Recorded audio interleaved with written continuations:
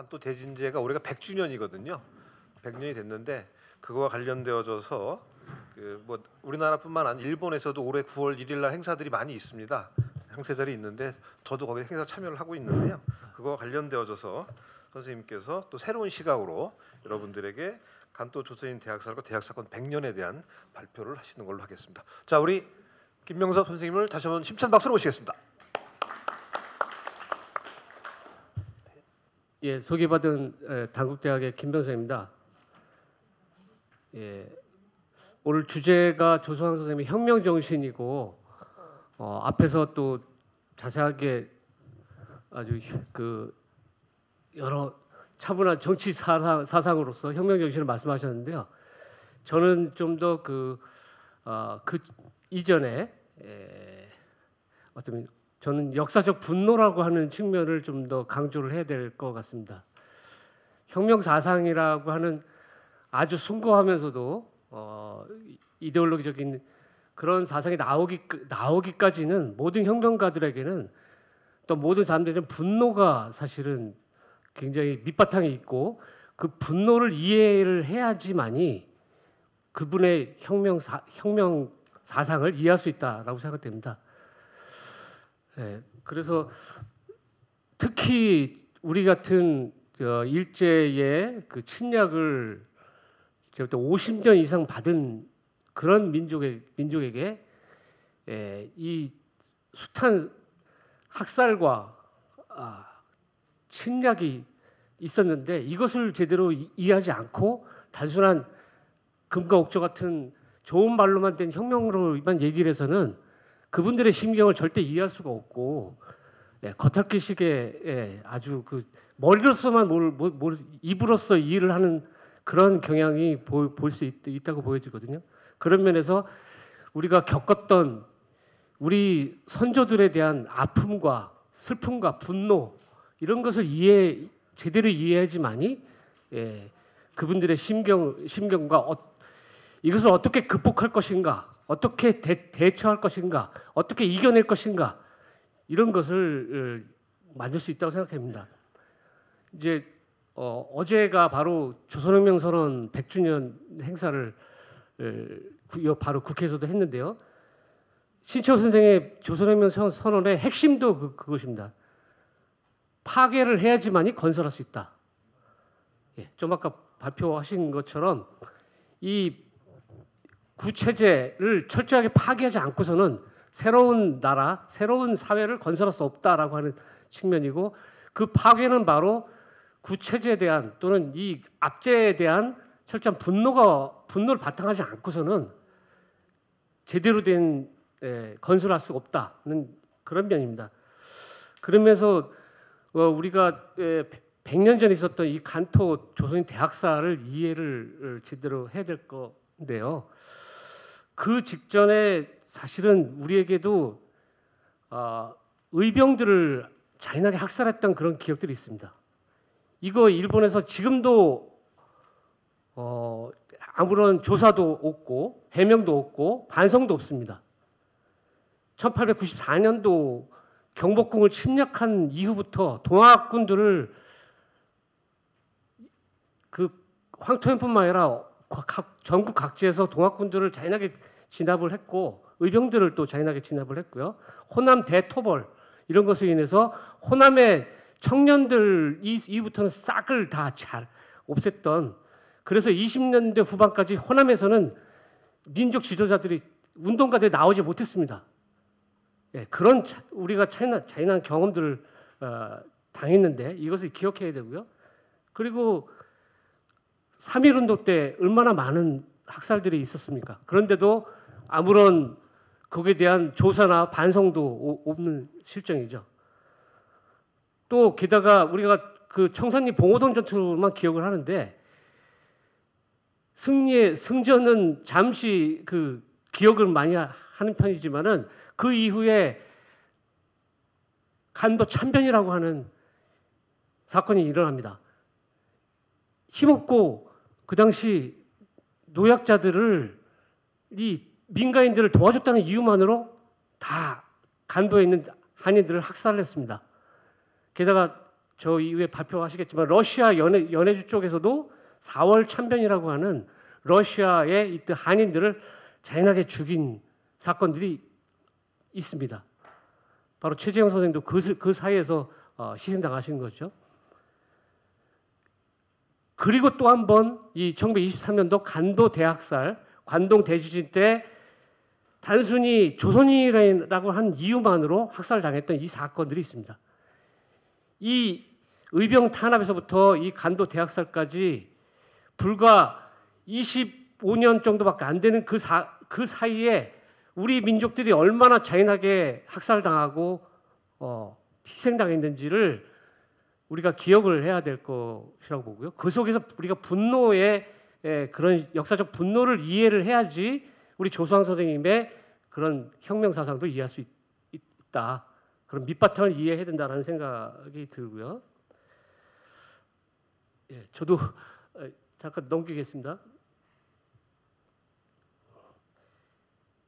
예, 저도 이 논문을 준비하면서 짧게지만은 이 특히 학살이라고 하는 주제를 하려면은 보는 연구자조차도 사실은 가슴 되게 아프고 정말로 보기 싫을 정도로 그런 가슴 아픈 점들이 많습니다. 제가 좀 감정을 잘 못하더라도 좀 잠깐 이해를 좀 해주시고요. 예.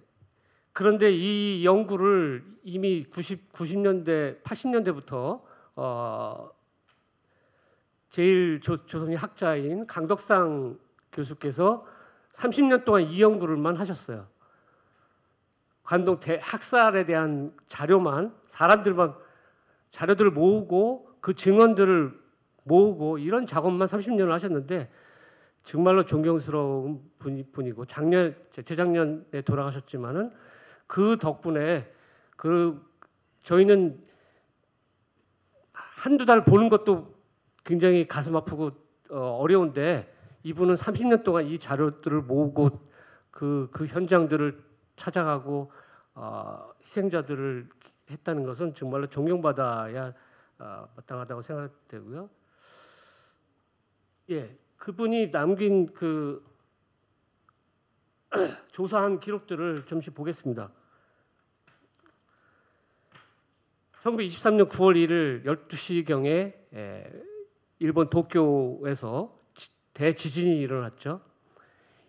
일어난 지 얼마 안 돼서 여기저기서 그 희생자들이 나왔지만은 그 와중에 유언비어가 퍼지면서 조선인들이 방화를 했다, 우물에다가 독을 탔다, 이런 아주 근거 없는 가짜 뉴스가 퍼지기 시작합니다.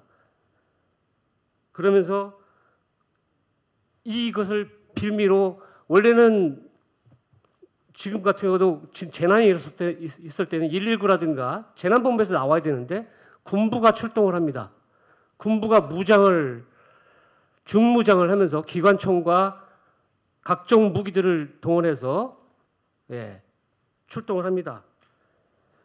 도쿄도, 치바, 사이타마, 이바라키, 도츠키, 군마, 가나자와 이런 각 지역으로 군대들이 동원돼서 여기서 민간인을 보호한다는 이유로 명분은 그렇지만은 실제로는 이 조선인들을 특히 골라서 가져오기 시작합니다.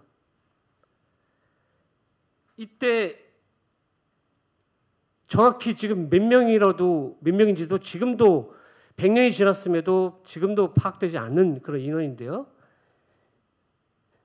이때 그나마 최근까지 알려진 인원은 독립신문에서 조사한 바로는 6,661명입니다. 그런데 그 외에도 2만 명 이상 된다라고 하는 조사까지 있는데요. 그런 와중에 박열이라고 하는 인물도 체포되고 또 대역 사건이라고 하는 그 사건도 일어나게 된 것이죠. 그것도 마찬가지로 올해가 100년이 됐고 우리는 100년을 기억해야 되는 이유가 바로 있는 것인데요. 예, 거기서 나왔던 당시 기록들을 잠시 보도록 하겠습니다.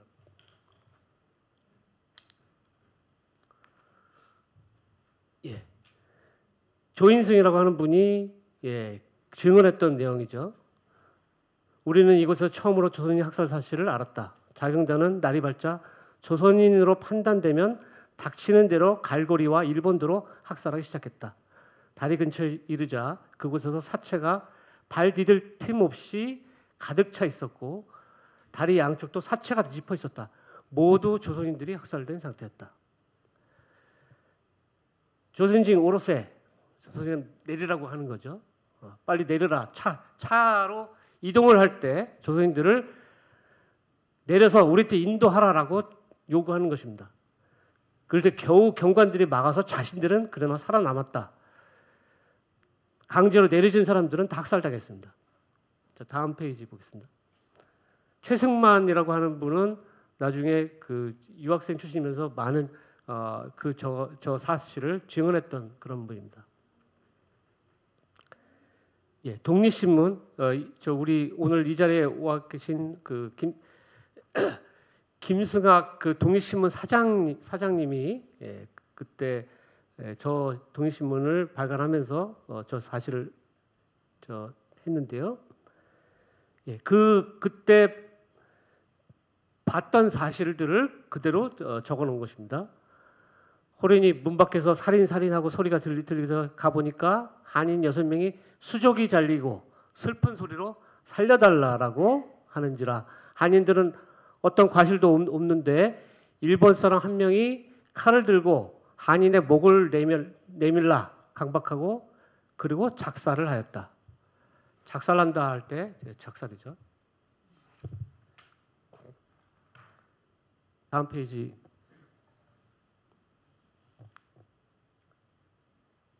예, 저런 일들이 9월 1일부터 9월 1일 저녁부터 벌어지기 시작하고 제일 9월 3일, 9월 4일, 9월 5일, 9월 6일 계속 이렇게 벌어집니다. 그래서 하루에 최소 50명 이상이 학살당했다라고 주장을 하는 것이고요. 그리고 이 조사를 너무나 여기저기서 참담한 얘기들이 들리니까 그래서 조소왕 선생님이 독립신문에다가 그때 외교총장이셨으니까 거기에 대한 대정부 항의서를 제출합니다. 항의서 내용은 여러분 자료집에 103페이지에 제가 써놨습니다. 23년 9월 19일자 독립신문에 항의서 내용이 있는데요. 9월 1일부터 7월까지 사이에 한인들이 큰 길에서 살해된 자가 매일 50명이요. 군영에 수감된 자가 15,000명이다라고 하는 보도가 있는지라 이 한인들을 참사람은 광민, 미친 사람들의 난동이다라고 볼 수 있으니 그렇게 일본에서 참칭하나 누가 그것을 믿겠는가, 믿고 용서하겠는가라고 비판하신 것이죠. 그러면서 질의 내용을 첫 번째 비법 강수, 법을 벗어나면서 강제로 가둔 15,000명의 한인을 곧 석방시켜야 된다. 두 번째, 무릇 그 재앙 속에 속한 한인 생사자들의 성명과 연령, 주소를 절실히 조사하여, 참 이 부분도 참 중요한 얘기 같아요. 절실히 조사하여 공포하라.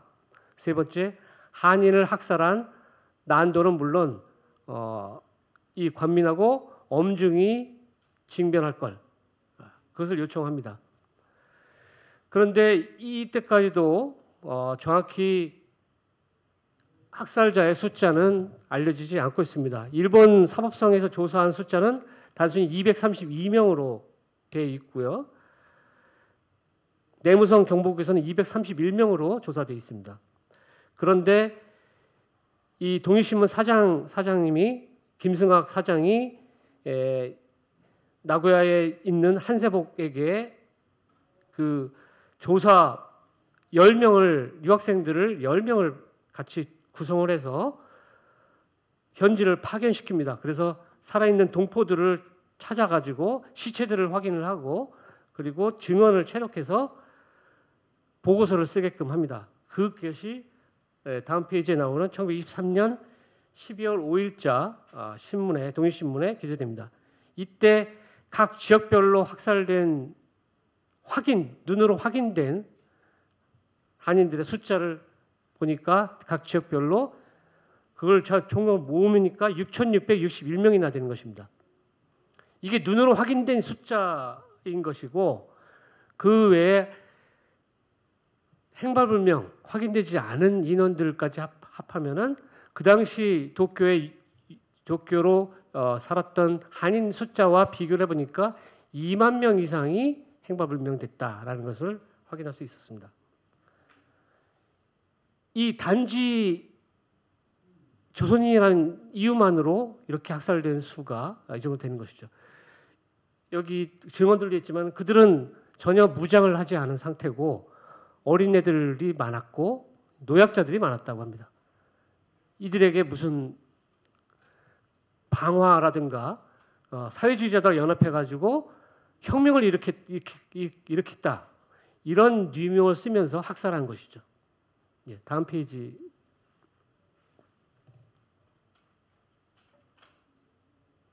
학살한 수가 최소 6,661명이 뿐만 아니라 그 다음에 경찰서로 체포된 사람이 6,200명가량 됩니다. 그래서 각 경찰서로 숨겨져서 이 사람들을 데려가서 거기서 여러 사람들이 인도가 됐는데요. 저때 박열과 가네코 후미코도 저때 연행을 되는 것이죠. 다행히 최돌파 또는 김돌파라고 예명을 쓰는데 김태엽이라는 노동운동가가 쓴 회고록에 당시 박열을 봤다라고 하는 그런 기록이 있습니다. 그 세다가 경찰서에 연행되어 있는 본인도 연행이 됐는데 나는 그곳에서 박흥곤, 강대건, 이현도 나중에 제일노동동맹을 만든 사람이죠. 마명, 박열과 그의 처 가네코 후미코 이런 사람들을 만날 수 있었다. 그래서 이 박열과 가네코 후미코 우리 영화에서는 박열 영화를 보신 분들이 있겠지만 영화에서는 스스로 간 것으로 박열이 스스로 경찰서로 간 것으로 돼 있지만은 실제 자료로 확인돼서는 강제로 끌려간 것으로 돼 있습니다. 특히 다음 페이지 좀 보겠습니다. 특히 가네코 후미코는 일본 경찰들이 체포해 가는 과정들을 저렇게 적어놨기 때문에 정확히 알 수가 있는데요. 가네코 후미코가 있었던 지역은 조선인들의 가옥이 있었던 돼지우리 옆에 있는 집인데 여기서 가네코 후미코를 체포하고 수색을 했습니다. 그래서 거기에 있는 불령선인사라고 하는 간판이 있었고요. 그다음에 잡지 후테이센징이라고 하는 잡지가 있었고 자유인, 그다음에 조선인 명부, 그다음에 약간의 물건들을 있어서 이것을 경찰로 압수해갔다라고 하는 그런 자료가 있습니다. 다음 페이지 보겠습니다. 박열은 오늘 여기 박열 의사기념관, 문경에 있는 박열 의사기념관에서도 저기 오셨지만은 문경 출신이면서 서울에서 고등학교를 다닌 사람입니다. 그리고 1919년 만세운동에 참여했다가 한국에서는 도저히 독립운동하기 어렵다 싶어서 일본으로 건너가서 거기서 유학을 하면서 실제로는 인력거를 했고 신문팔이 이런 일들을 많이 했습니다. 그러면서 그때 모은 돈으로 저렇게 흑도라고 하는 잡지를 만들었는데요. 저 잡지에서 보여지는 저 그림이 저는 굉장히 인상적인 그림이라고 생각됩니다. 저렇게 갇혀 있는 노예의 그런 상태를 본인과 동일시하는 그런 느낌으로 했고요.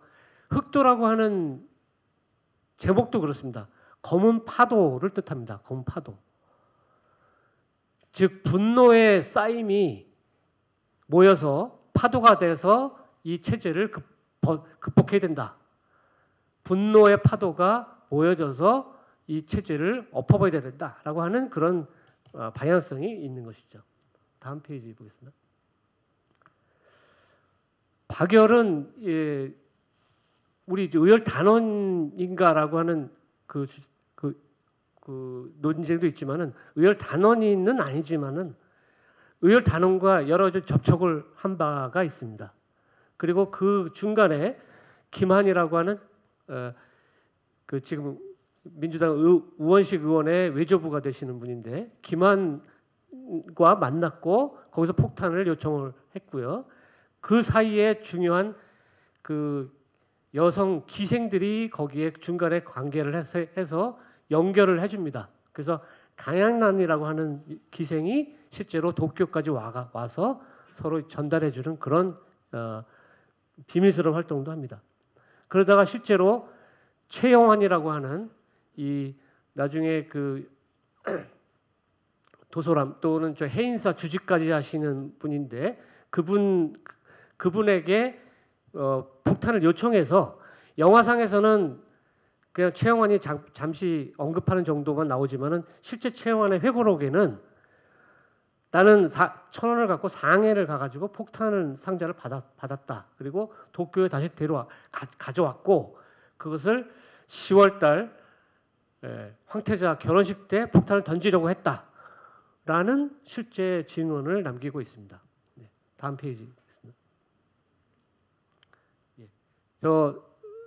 그 당시 있었던 그 호해 동아일보 호해 신문이고요. 그리고 그 사건을 보도한 그 자료입니다. 저렇게 무정부주의자의 뭐 대음모 이렇게 표현을 했고 또한 아주 박열과 그 애인 이런 식으로 이것을 치정 사건 또는 애정과 관련된 사건으로 저렇게 바꾸는 것이 이게 아주 오래된 검찰들의 수법인 것 같은데요. 원래 본질은 뭐겠습니까? 바로 분노죠. 학살에 대한 우리 조선인들의 한국인들의 분노인데 저 분노를 저런 식으로 호도를 하고 본질을 왜곡하려고 했던 것이죠. 다음 페이지 보겠습니다. 하지만은 박열과 간해꼼을 꾸면은 저 사건을 단순한 자신의 이것을 벗어나기 위한 혐의를 벗어나기 위한 것으로 치부하려고 그런 것이 아니라 저것을 일제 식민지 통치 그리고 조선인 대학살 이 천황제의 무모함 이것을 폭로하는 그런 법정 투쟁으로 바꿔버리는 것이죠. 즉 위기를 기회로 전환시키는 아주 그 강력한 저 장을 활용을 하는데요. 그러면서 실제로 일본과 조선의 아주 큰 뉴스의 중심에 서게 되시죠. 저 사건이 1923년도부터 25년, 26년도 법정 싸움까지 계속 꾸준하게 뜨거운 그 일본 식민 통치에 대한 처절한 그 싸움이 시작된 것입니다. 다음 페이지 보겠습니다. 네, 박열은 그래서 본인 스스로 나는 폭탄을 가져오려고 했다라고 인정을 스스로 했고요. 그러면서 이 법정 투쟁 때 자신은 그거를 죄인 취급을 하려고 했을 때 본인이 스스로 나는 한국인을 대표하고 있다. 조선인을 대표해서 나는 일본 통치의 부당함을 나는 선전하겠다. 이렇게 바꿔버린 것이죠. 그래서 당신 네 이름이 뭐냐라고 우리가 그 법정에서 물어봤었을 때 나는 박열이다. 또는 나는 방문자다. 이렇게 반말로 저렇게 얘기를 했고요. 그다음에 네 죄를 뭐 네가 풀어라라고 했었을 때 오히려 그것이 아니라 나의 선언이라고 하는 선언서를 딱 발표를 하고요. 어느 불량선인이 일본 권력자에게 주는 글 이런 것을 오히려 발표를 하면서 일본 식민 통치가 얼마나 조선인들을 학대했는가, 조선인 대학살이 얼마나 잔인하고 인류 무도한 짓인가라는 것을 저 자리에서 보여주는 거죠.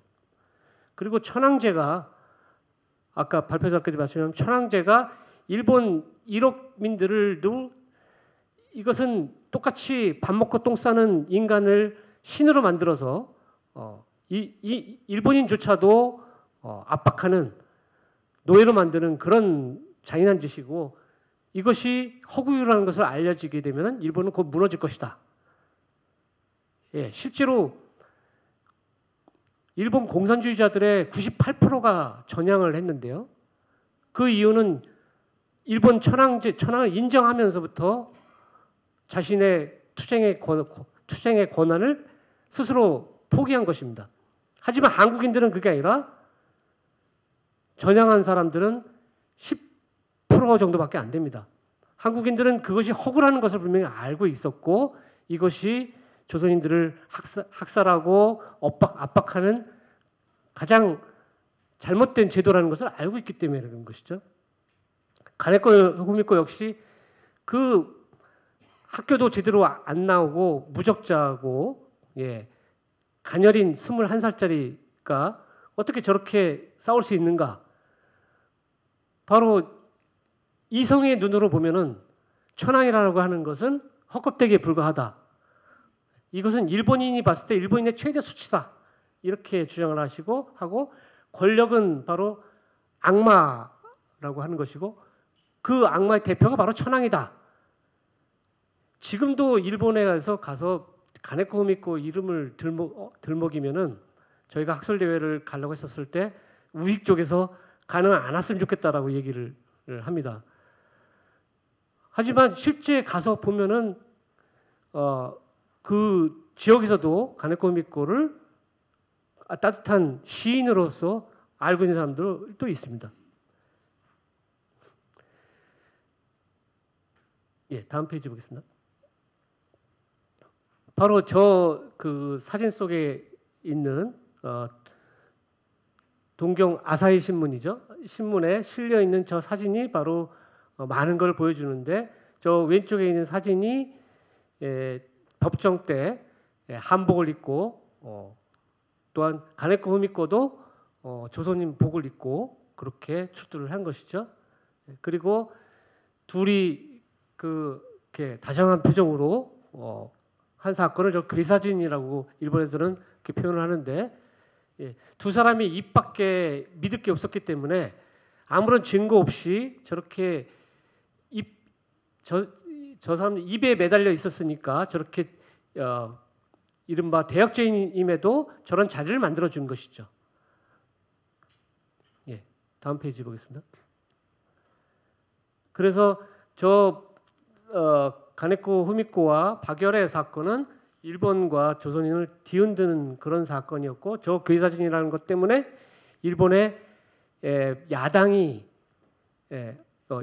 다 사퇴를 하고 사법상도 물러나게 되고 그 당시 형무소장 이런 사람들이 다 퇴진해야 되는 그런 사건까지 벌어지는 것입니다. 예, 다음 페이지 보겠습니다.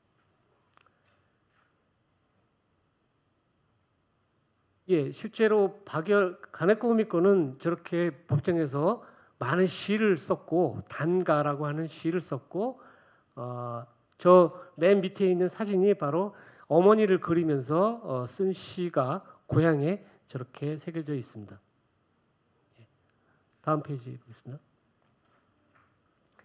예, 박열의 그런 투쟁은 단순히 개인의 22년 2개월 동안 갇혀 있었다는 그런 것만이 아니라 이 조선인들에 대한 관동 대학살을 무마시키기 위한 일본의 계략이었기 때문에 저 사건을 뚫고 대항해서 위기를 기회로 삼아서 일본의 식민 통치를 비판하는 그런 사건으로 한 것이죠.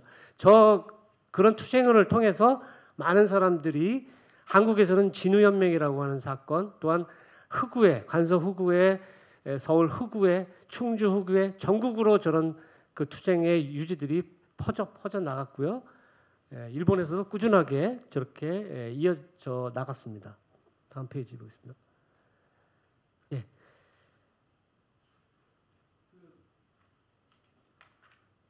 117페이지 마지막 그 매진말에서 우리가 또 잘 아는 함석헌 선생님이 그 당시 본인이 겪었던 학살에 대한 기억을 본인 스스로도 이 기억을 떠올리는 것조차도 괴롭다라고 하셨는데 거기에 쓴 내용입니다. 실제로는 4~5천 명이지만은 그 뜻을 말하면 조센징이기 때문에 죽이는 것이니까 결국 전체 조선이 학살된 것입니다. 인명 물자의 손상이 큰 변이 아니라 그것으로 인해 이른 일본 민족이 그 인간성을 잃고 짐승처럼 미쳤던 것이 바로 큰 지변입니다. 국가란 이름 하에 나라를 도죽해 가지고 있는 소수의 지배자, 바로 그것이 일본 제국주의였습니다. 그것이 제 권좌를 빼앗길까 봐 한 흉계가 바로 조선인 학살입니다. 예, 함석헌 선생께서 이 일본 제국주의의 본질을 저렇게 꿰뚫고 하셨고, 그 조선인 대학살이 바로 그 권절 제국주의를 유지하기 위한 흉계에 불과하다. 그럼에도 여태까지 아무런 한 번도 이 조선인 학살에 대한 조사가 한 번도 돼본 적이 없습니다.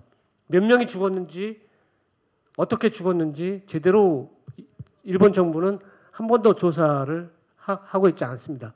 게다가 박열을 비롯해서 6,200명이나 되는 많은 조선인들이 아무런 이유 없이 갇히고 거기서 고통을 받고 거기서 몸이 병신이 돼가지고 했는데도 아무런 조사도 안 돼 있고, 한국 정부조차도 지금 아무런 대책이나 요구도 안 하고 있습니다. 이런 거에 대한 분노가, 역사적 분노가 없이, 정당한 분노 없이 우리는 미래를 얘기하기는 공연불에 가깝지 않는가, 이런 생각이고, 혁명이란 정신도 바로 이런 역사적 분노, 정의에 대한 갈망, 이런 역사 정의에 대한 그런 그 실천에서부터 오지 않는가, 이런 생각하면서 제 발표를 마치겠습니다. 감사합니다.